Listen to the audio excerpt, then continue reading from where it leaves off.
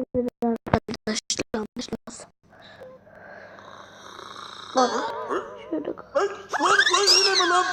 Lan ben en son bu küvete girdiğimde bir şey olduydu ama hatırlamıyorum. Bir timsah mı vardı, bir şey vardı burada. Allah, yine kaydım lan, beni çıkarın buradan, çıkarın beni buradan. Timsah var burada, çıkarın beni buradan. Allah.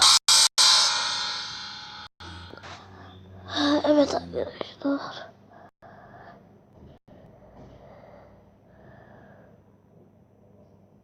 Konuşalım. Gelin abi. İzleyelim.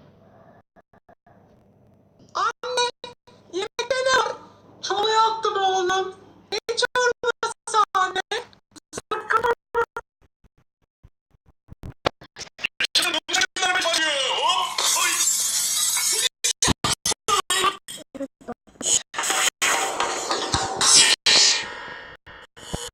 Bakın beni millet. İyi ki taşı çarpmadım. Soğukmuş. Baba, hey baba. Oy. Oy. Az önce buradaydı ya. Baba. Ayaklarını görüyorum. Seni görüyorum. Ayaklarını mı unuttun burada yoksa? Yok. Yoksa görünmez adam mı oldun? Ya bu satranç ne kadar saçma bir oyun ya. Al işte al. Al şimdi hepsi al.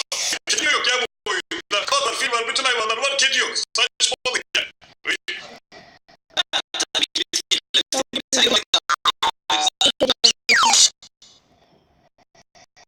Bunlar ne ya? Ne kadar güzel. Bunlar böyle annem yıkamış. Ay güzel, bu çok güzel. Turuncusu çok beğendim. Tadı sese benziyor. Bakayım. Ay. Ay, yiyecektim ben onu ya. Nereye kayboldu bu şimdi? Allah Allah. Bak şimdi Boncuk, bu senin kartın, bunlar benim kartım. Ben şimdi sana birazdan kart dağıtacağım. Sen kimseyi göster. Tamam hadi kalkalım. Evet, İyi ki geldi, çok arkadaşlar, şanslıyım. Ha. izliyoruz. Ama bakıyorsunuz, bakmasanıza yani, sizinkilere bakarım. Hayır, kendi kartına bakacaksın Boncuk. Ya saçmalamasanız